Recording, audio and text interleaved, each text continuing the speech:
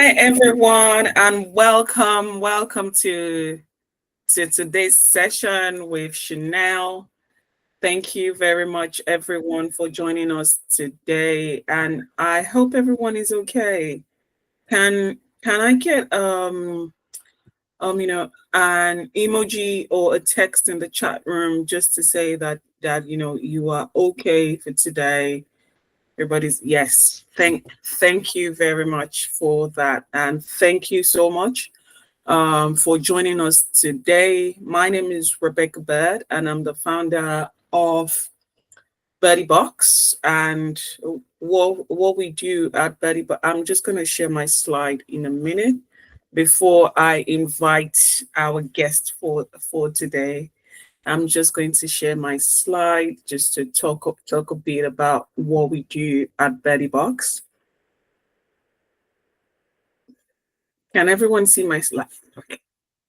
Can everyone see my slide? Yes. Thank you. So at Birdie Box, what we do, we have a mobile application to empower people living with dementia and other forms of memory loss to capture memories with their families, with their friends, to capture reminders, and these memories would then be recalled when they need it the most. And so, why did we come up with this idea? This app was actually from a lived experience, and where I observed a family member go through a memory decline during down, and that has been um, something difficult that my family and I are currently going through. We've been able to manage it so far. However, there are good days and bad days. So we hope that the good days will continue to be good and the bad days would reduce. So what we do at Birdie Box is we focus on using technology to reduce the burden on caregivers and also to increase a sense of independence for the person living with the condition. And on our mobile application, it's a friendly application that anyone from different age and different background in life can use. We also do have a memory bank that is available on the app, and the memory bank for photos, music can be uploaded, and there is an AI recall that can then recall the memory that have been saved inside the bank. We also have real-time reminders. There is also a collaboration element on the mobile application where the person that has the condition can invite family and friends to come on and store memories on their behalf or create reminders on their behalf. And we also have in-app chat and call functions available and speech to text function available. So with Birdie Box, one of our key line is now you can keep track of important information like medications, appointments, daily tasks. You can also soothe your loved ones by showing them familiar photos or sounds, and you can cast the photos that have been saved onto a bigger screen for the person. Now you can also get answers to your dementia related questions. We do have a section for carers available on the app. So now you can capture unforgettable memories. Now you can collaborate with family and friends. And now you can reduce the burden on caregivers. That is our highlight for at Birdie Box. And so some of the other services that we do is we do understand that caregiving can be worrisome at some point, and at the same time can be can can cause a lot of mental health problems for those that are going through for those who are offering caregiving. And we do have some mental health training, some health and well-being training, which is something that Shenelle is going to be talking about today. We also have, understanding carers in full-time employment. We have the training as well. We have family group support, and we have puzzle books that can help stimulate the memory for those that are going through any form of dementia or memory loss conditions. So to connect with us, these are the books that we have. We do have Sudoku and word puzzle books that we have. To connect with us, we have a website, buddybox.ai. We also have an email, info@buddybox.ai, and our location, we are somewhere in Fitzroy, Camden, W1T6EB. And you can connect with us on our social media platforms. And yeah, so thank you. And without further ado, I would like to invite a a mental a mental health and well-being coach. Her name is Shenelle Thomas.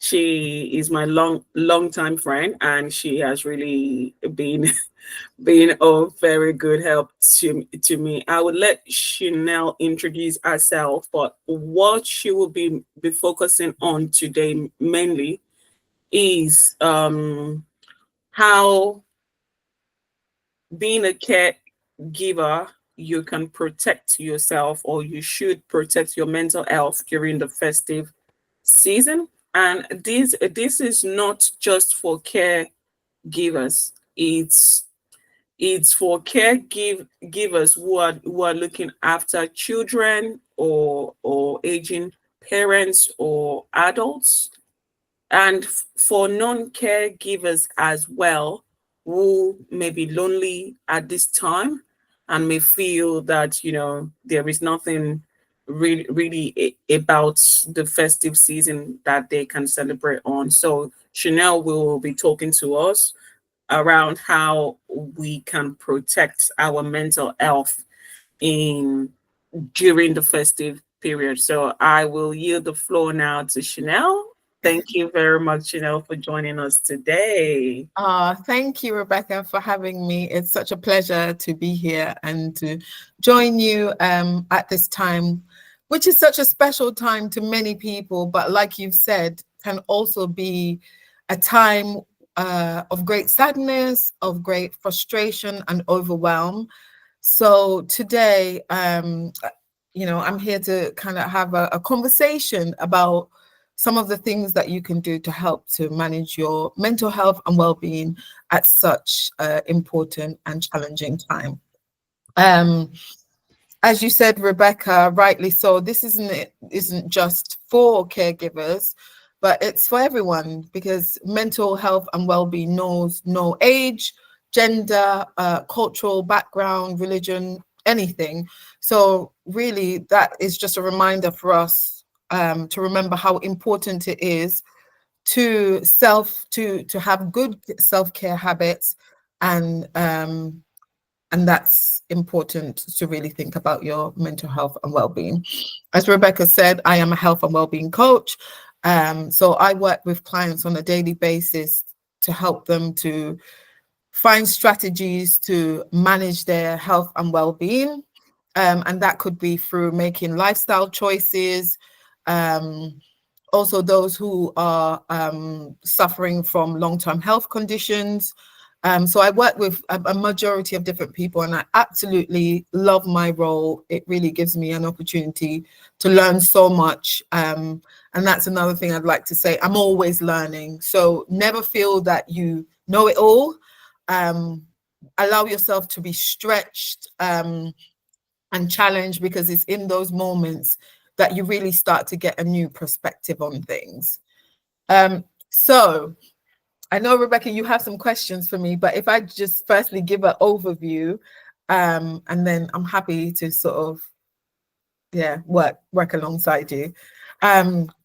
So even though I'm a professional, I am bringing my professional hat, but I'm also bringing personal experience as well of,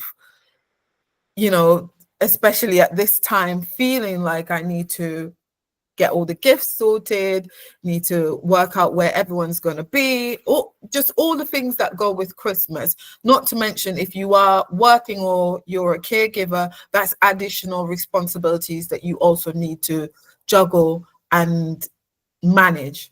Now, I've used the word juggle because sometimes it can literally feel like that's what you're doing.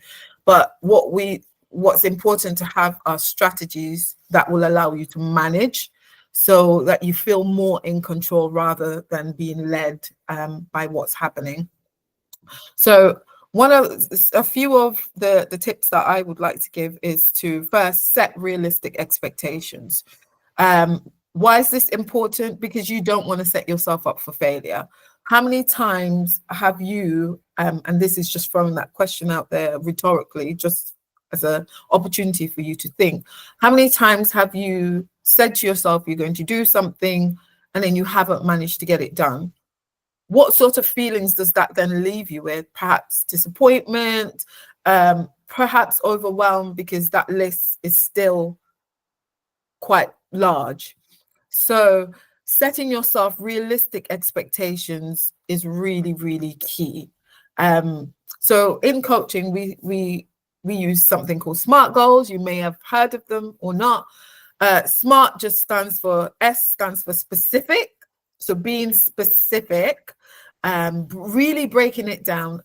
The more specific you can be, the better it is. So for example, I always say to clients, even if it's a case of I need to get up and maybe get to work, what does that really involve? It might involve you setting an alarm. It might involve even snoozing that alarm a few times before you get up. And then physically getting up. What's the first thing you need to do? Just really breaking each step down into manageable bite-sized pieces that will really allow you to focus in and get that job done. And then M stands for measurable. So how are you going to measure this? How are you going to know when you've achieved this particular goal? A is for achievable. I've said specific, measurable, achievable, realistic, and using time.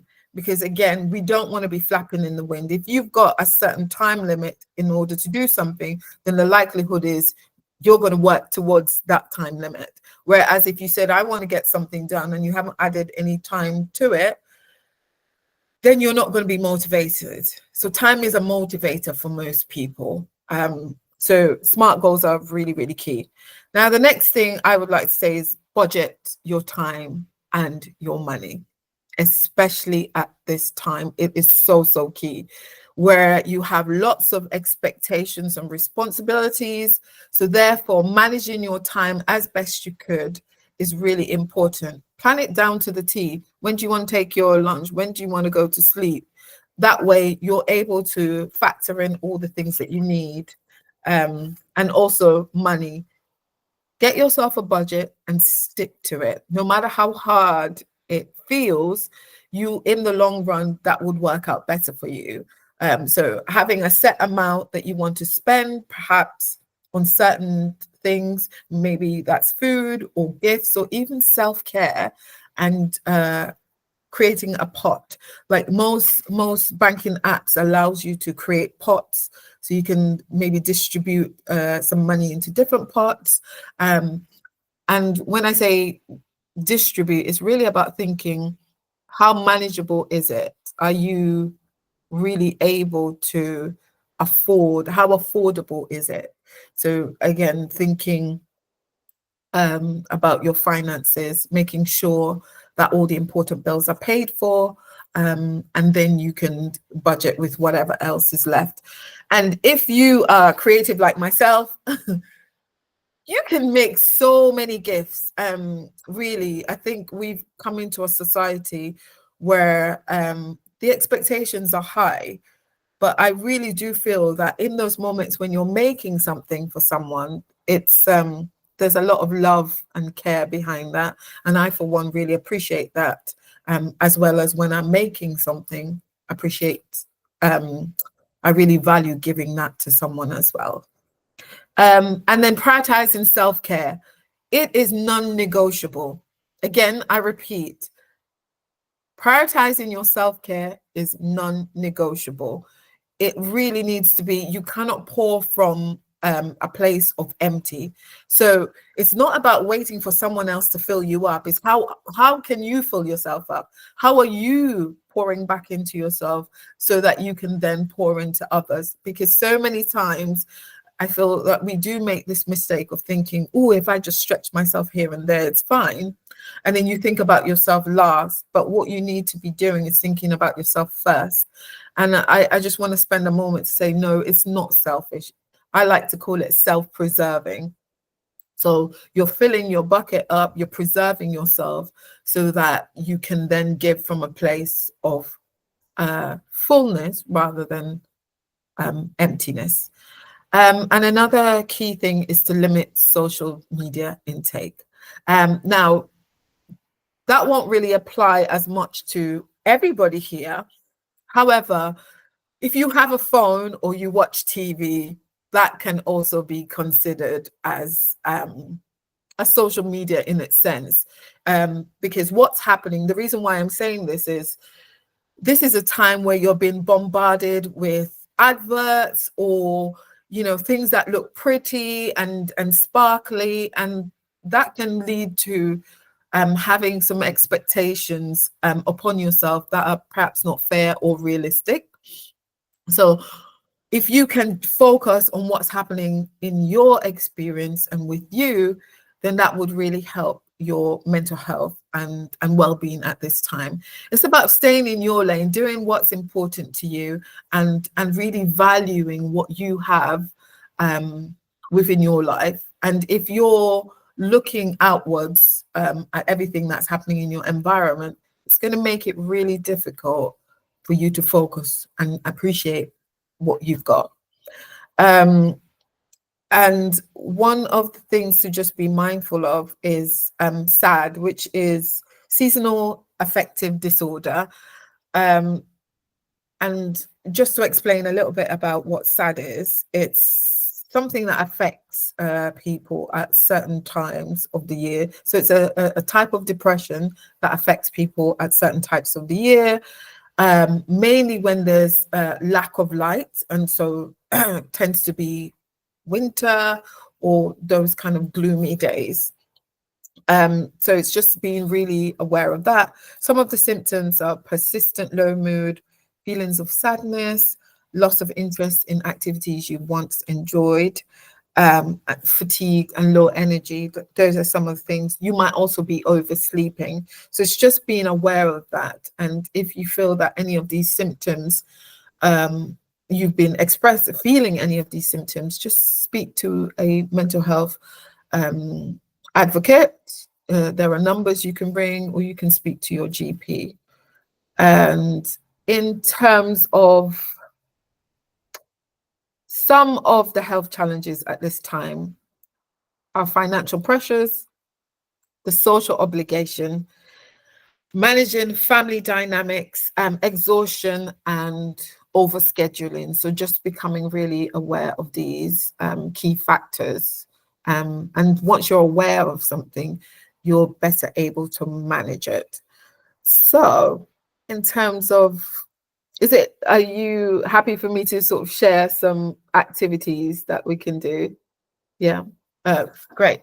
So just to share, awesome, thank you, Susanna.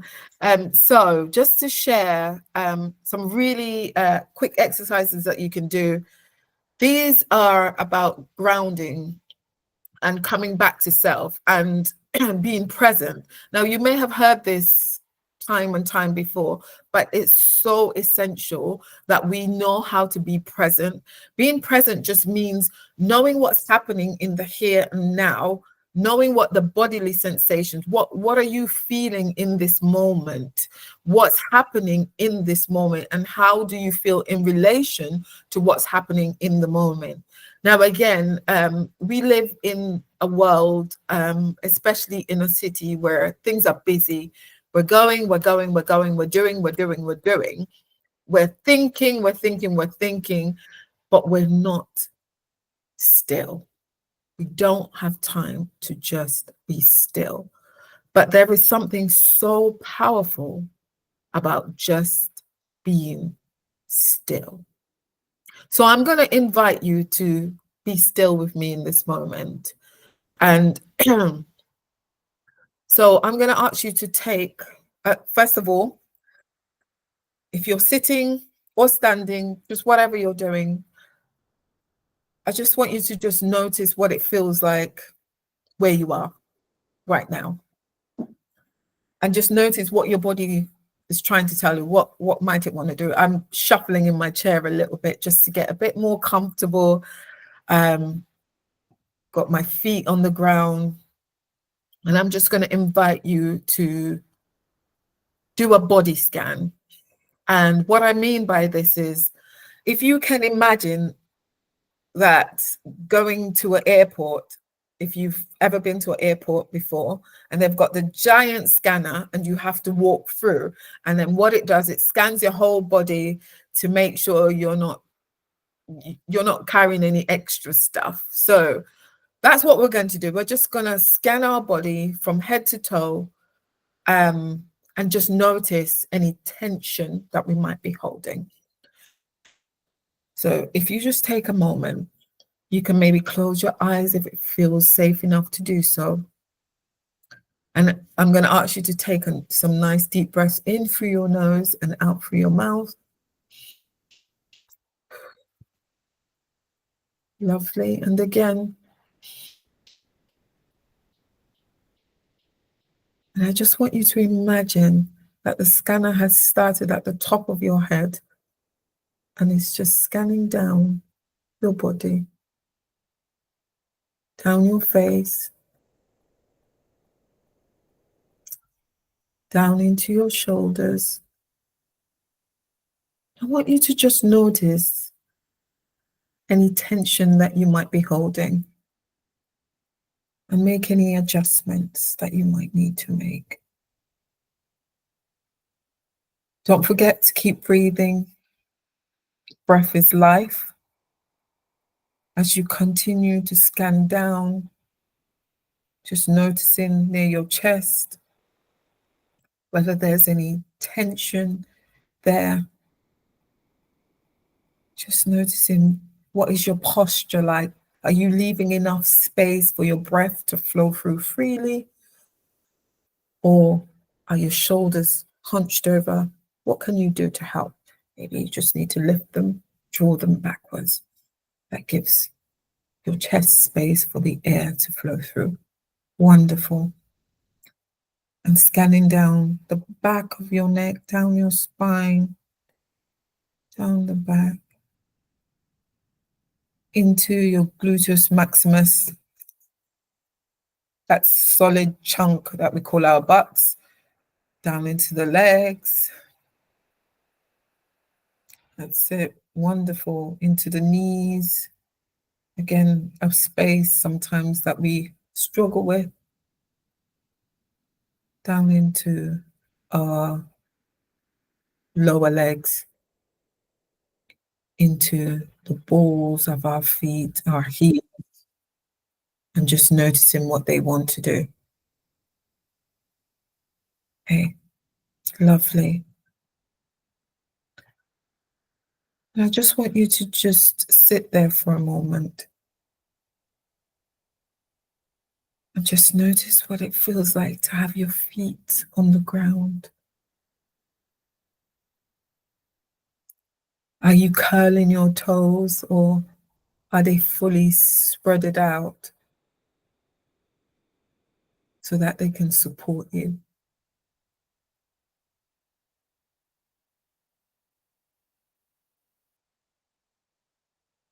And in a moment, I'm going to ask you to take a deep breath in through your nose. And as you take that breath in, I want you to imagine that that breath is, you're pulling it up from your toes all the way up, and then we're going to breathe it out through the tops of our heads. So it would sound like this.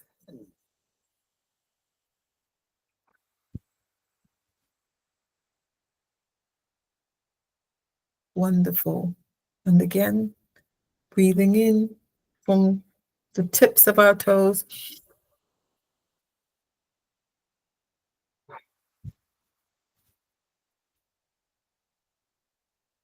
Excellent. And I'm going to invite you to do that one more time. But when you get to the top and you're breathing it out, I just want you to let the sound out. So I'll go first so you can see what it sounds like, or hear what it sounds like. Oh, wonderful. So if you can go through that and just note what it feels like to complete the exercise. Oh, wonderful.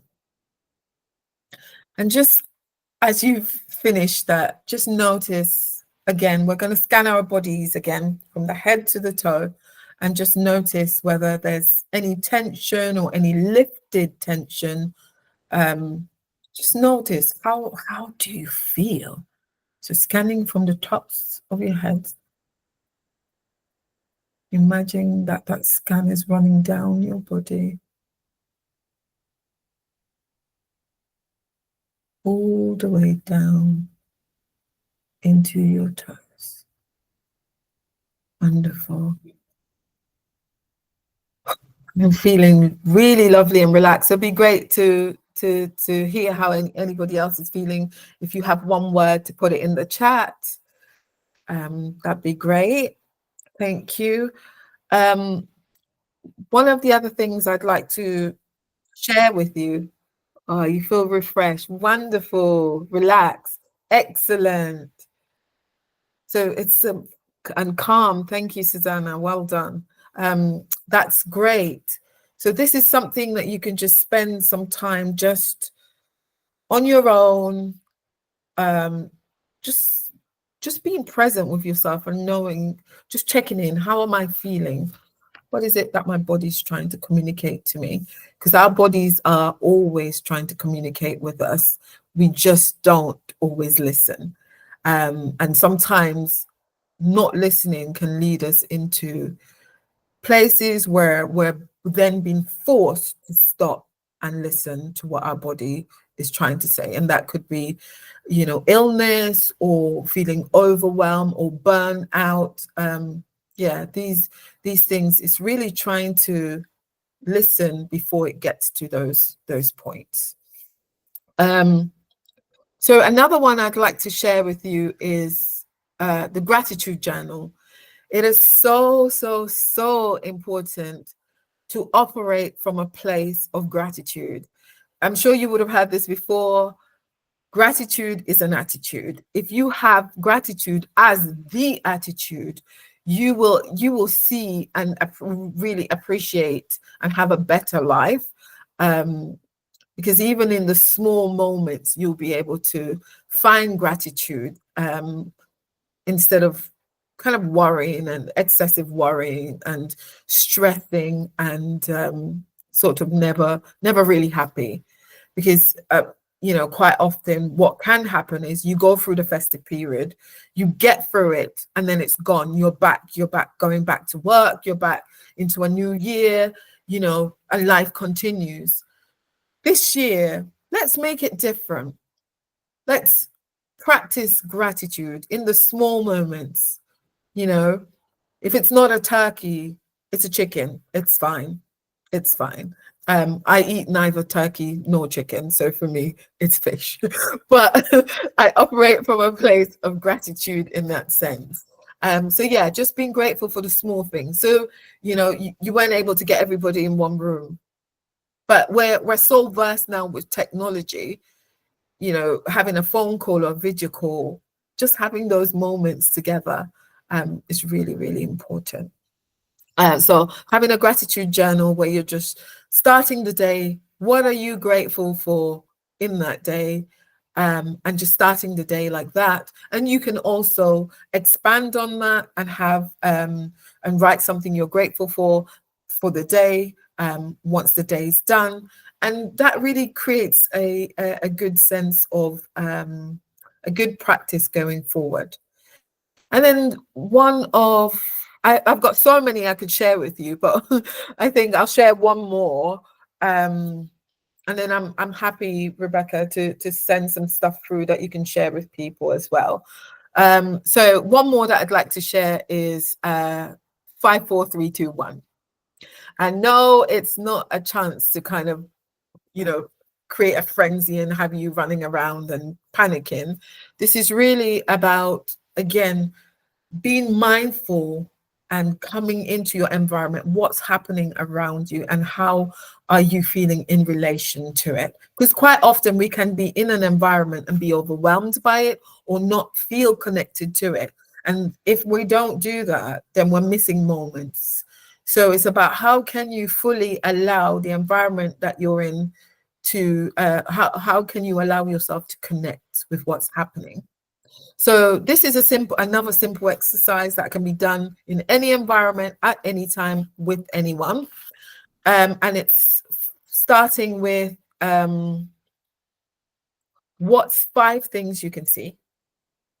So I'm going to invite you to do that in this space. So what's 5 things, looking around where you are now, and you don't need to say them, just make a note of them. What are 5 things that you can see in your environment at the moment? Taking a minute to look. And it might be something that you've never seen before because you haven't bothered to ever pay that much attention. So yeah, just a few more seconds, figure out the 5 things. And in those last seconds, just noticing, is there any sort of feelings that come up in those 5 as you're thinking and noticing those 5 things? So I'm in my environment, there's plants, and for me, those are really important because it really it connects me with the outdoors, which creates a happy space for me. Okay, well done, everyone. The next one is 4 things that you can touch. 4 things in your environment that you can touch. And even if they're not within your reach, maybe, think about what would it feel like if you touched it? So if I thought about the plants, what does that feel like if I touch them? So 4 things that you can touch. And again, inviting you to notice what does that feel like as you're touching them? Does it create a good tingly sensation, or you might not like the feel of it? Just noticing 4 things you can touch. Fantastic. Then number 3 is 3 things you can hear. So you might need to really perk your ears up a little bit so you can really hear. So what are 3 things in your environment that you can hear? And again, our senses are so intertwined. So it might be you look at something in your environment and it creates an image or a sound. So 3 things that you can hear in your environment.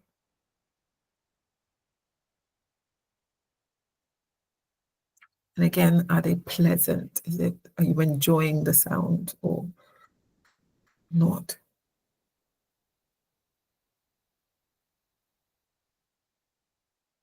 And the next one is 2 things you can smell. So what are 2 things in your environment that you can smell?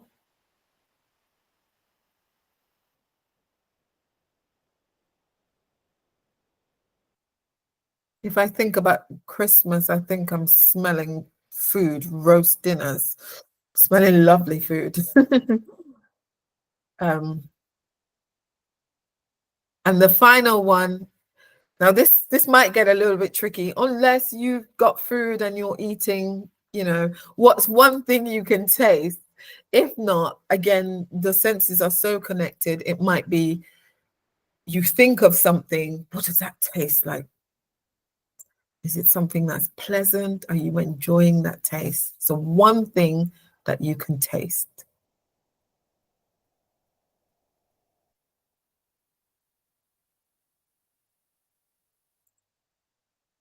Wonderful. And again, it'll be great to hear how that went for you. Lovely. You can send an emoji like Susanna has done, or you can put something in the chat. Fantastic. And I'm going to hand back over to you, Rebecca. Wow, that was amazing. Thank you very much. Wow, I feel calm already, and yeah, Good. thank you for sharing that. And I do love, the SMART goals that you made mention of. I think that is the most realistic thing that we can do. And some other things. By the way, when you said when you said we should mention the things that we can smell, I am in the kitchen, so I can smell food. Oh, nice. Yeah, That's a so, great place to be. yeah, so all I can smell is food, and yeah. Lovely. Yes, Oh, I'm jealous. I'm hungry now, actually. so yeah, thank you very much. Yeah. Please, if anyone has any questions, please put them into the chat room. We do have a couple of questions that I'm just gonna go through review now, and this is just to let everyone know that the session for today is for caregivers of children, aging parents, or adults, and for non-caregivers as well, who might be single and lonely at this time, or who just feel the festive season is not a season for them. Yeah, this is for you. So one of the first questions is how can caregivers handle the feelings of guilt when they practice self-care? That's a really good question. Yeah. So guilt is one of a very, very difficult emotion to hold. And one of the reasons I say that is because there's usually it's usually intertwined with lots of other emotions. So it's really trying to find what is the root of that guilty feeling.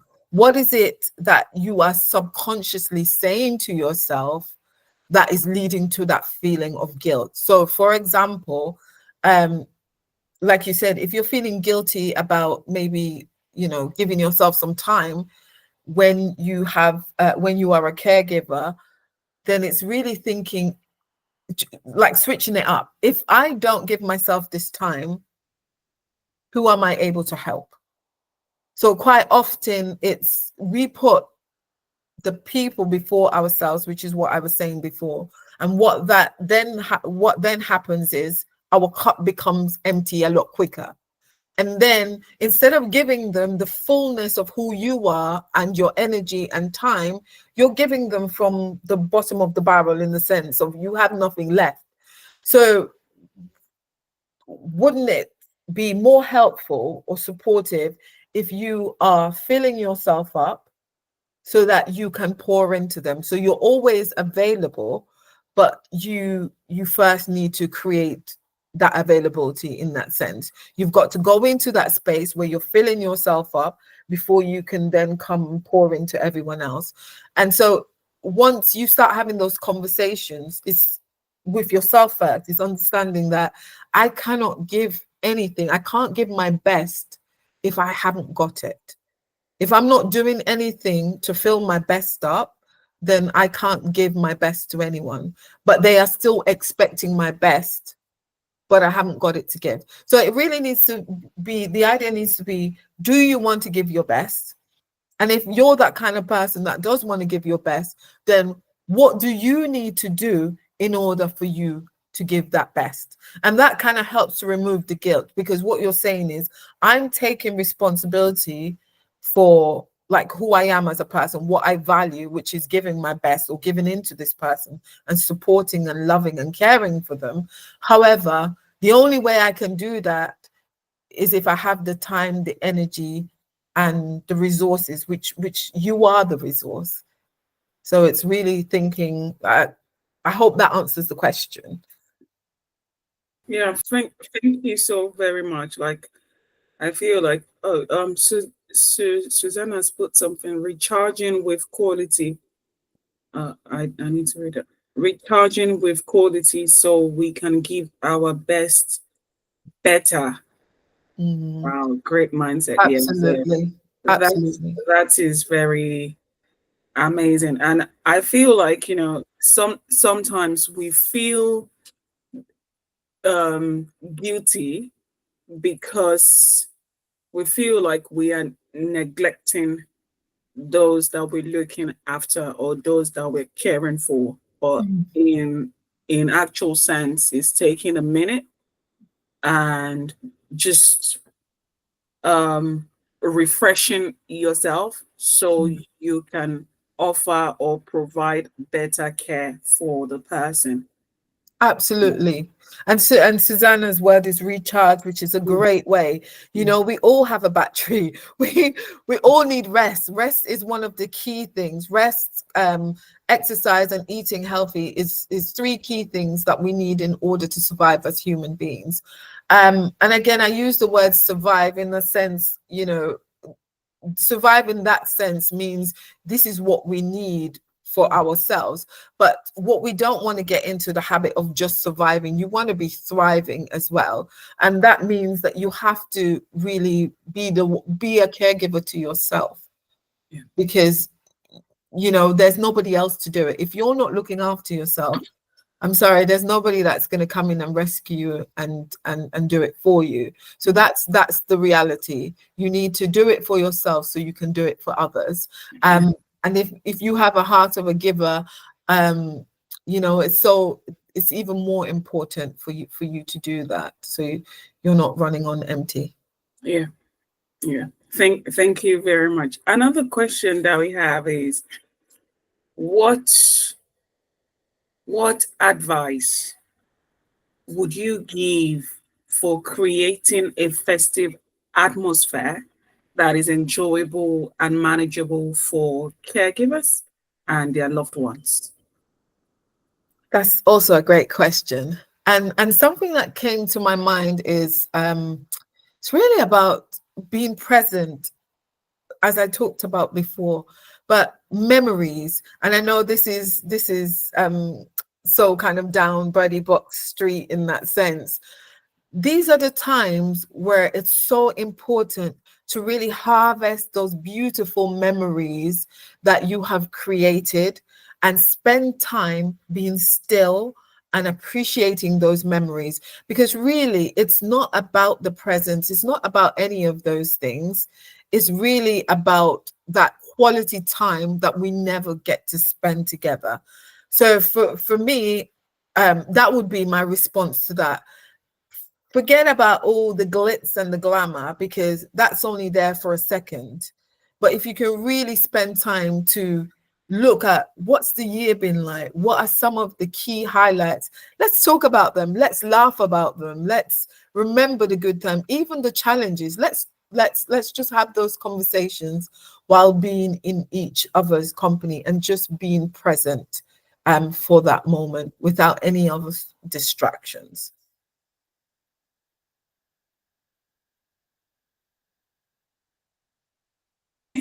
I was trying to unmute. Oh, bless you. Please, just to say, we have a feedback form that we have posted into the chat room. So please, we would really, really, really love and appreciate your feedback. Please, if you can, that would be amazing. Susanna's put something in the chat room. So this is around what you shared.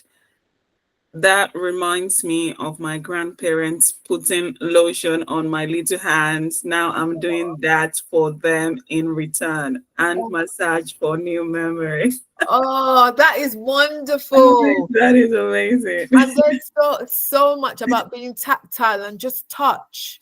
Touch is so, there's so, what people don't realize, there's so much memory embedded in our bodies. So just the touch, Susanna, that's brought you back to being a child and having them do that and building that really interpersonal relationship. Absolutely beautiful. Thank you for sharing that. Yeah, that is really amazing. Yeah, like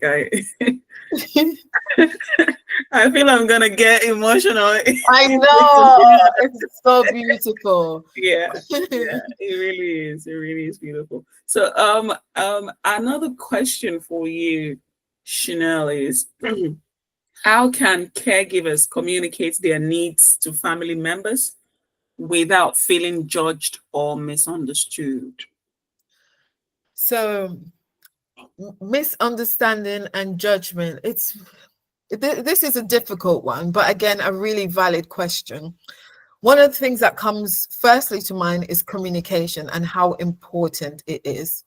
But quite often, if you don't know how you're feeling, how can you communicate that to someone else? So it's really important to just check in with yourself first. So you're coming from a place of being able to respond in situations than to react to things. Because and what I mean by that, I imagine two different situations. If you're grounded and you're able to then say, this is what I need in order for me to give somebody else what they need, then no one can sort of argue with that. You're able to communicate that fluently and in a way that feels, that lets everybody know, okay, she needs this and it's important to her and it's non-negotiable. But then if it's a case of you are overwhelmed or you're tired or you're frustrated and then you're trying to request that, then even though you don't have control over how somebody else receives something, the likelihood of them receiving it in a positive way is very slim. So quite often we get ratty, we might not communicate in a manner in which we'd like to because we are reacting rather than responding. So again, it comes back to self-care. What do you need? Do you know what you need? And what would you like or do you need to do about it? And how, if you need support, how can you then communicate that to everybody else around you? So again, communication is really key, but it has to come from a place where you're grounded. You first need to communicate with yourself. What is it that you need? So that you're able to respond in situations rather than react in them. Yeah, I absolutely, agree to that. Thank you very much for that. And just a follow-on question to that in terms of communication. So there are times where you feel like you are talking, but you're not communicating. There are times where you feel like you're saying the things and like you are saying things and the other person should hear you or the other person should be able to understand you, but then you realize that there is a misunderstanding or miscommunication somewhere. So how do you understand communication, like when to communicate, how to communicate, and maybe ask the person if they understand what you're saying. Mm. Like, what do you say around that space? So we all have different communication styles. To know what your communication style is and what the other person's communication style is very important. That helps to reduce misunderstandings, because the way how you communicate will not, then if it's not the way how they understand, then that's going to, you're prone to misunderstanding each other all the time. So for example, if you communicate more through your verbal communicator, then is recognizing that person. If they communicate more from written stuff, then you verbally speaking to them, the chances are that information is not going to, it's just not going to get through. So it's really thinking what is their communication style and how can you then use that as a way to communicate with them. And then by all means, yes, you should absolutely then check their understanding. Ask someone to repeat something back to you to make sure that they understand what it is that you're trying to communicate. And also try, when you're communicating, coming back to what I said earlier, if you're coming from a grounded space, you're more likely to then be able to communicate more simply, in the sense of you don't have the emotions that's behind it. You don't have those sort of difficulties to also contend with. So you're giving clear instructions about what is it that you need to happen, what is it that you need from them, and that way that might help to kind of break down any miscommunications. So communication styles, making sure you're coming from a grounded space, you're also breaking things down, and you're also checking their understanding. And you can always also talk about any sort of misunderstandings as well. Yeah. Thank you very much. Thank you. And one last question for the day. Mm. We will wrap up the session. So what's one key takeaway you'd like caregivers to remember as they approach this season? Feel like it's self-care is non-negotiable. So no bargaining with your self-care. It is important for you to come from a place of fullness. And again, something I should explain, I often say to people, ultimately, you should be giving from your overflow. So you shouldn't even, your bucket should not even be touched. So if you can imagine your bucket's been filled and filled and filled, it's the overflow of that filling of the bucket that you then can pour out to people from. And there will be no overflow if you don't keep filling it up. So it's remembering self-care is non-negotiable. Fill your own cup up so that you can give out. And one example quickly, if I can share, you're on an airplane. You may have heard this before. You're on an airplane. What do they tell you on the airplane? If you know, if they needed to do an emergency landing, they ask you to put your mask on first. You need to put your oxygen mask on first. Why do they tell you this? Because you cannot help anyone if you haven't got any oxygen. You cannot help anyone whatsoever. So think of it. Self-care is life. Self-care is breathing into yourself, giving yourself the things that you need to be able to survive and live and thrive. So yeah, that will be my key takeaway. You're muted. Yeah. Oh, Yeah. I'm glad it's not me struggling with the mute button today. Usually it's me. Yeah, I know. Yeah, I know. Thank you very much. Yeah, for that. And I do like what's Susanna put in the chat room. She said, note to self. What is it that fills my bucket of self-care? Do more of it. Absolutely, Susanna. That is Ooh. amazing. Yes, Do more of it. Susanna, you got the takeaway. Amazing. Yeah, and I feel like that is what a lot of us, that is what we need to do at this time. Do more of the things that fills up your self-care bucket and then take out of the overflow. Yeah. Yeah, Yes. of the overflow. So yeah, thank you so very much, everyone, for joining us. And please, if you would like to connect with Shenelle, she is on LinkedIn. She is on LinkedIn, on Instagram. Our health and well-being services is called Unboxed Imagination, and trust me, she has really helped a lot of people. I have been part of her services, and yeah, she has just been she is a fantastic person. So yeah, please do reach out to her, and do connect with us. If you would like our personal information, please send us an email at info@birdiebox.ai, or respond to the email that we are going to send to you after this. We are going to share the recording, and then we are going to also share the feedback form. So thank you so much, everyone, for joining us. And this is our last meeting for the year. So I just really hope that next year, stay connected to us on all our platforms. We are on social, we are on LinkedIn. I think I'm just gonna share the screen once again for anyone that wants to connect. I think I'm gonna share that again. So yeah, please do reach out to us. We are on LinkedIn, on Facebook, on Instagram, on Twitter.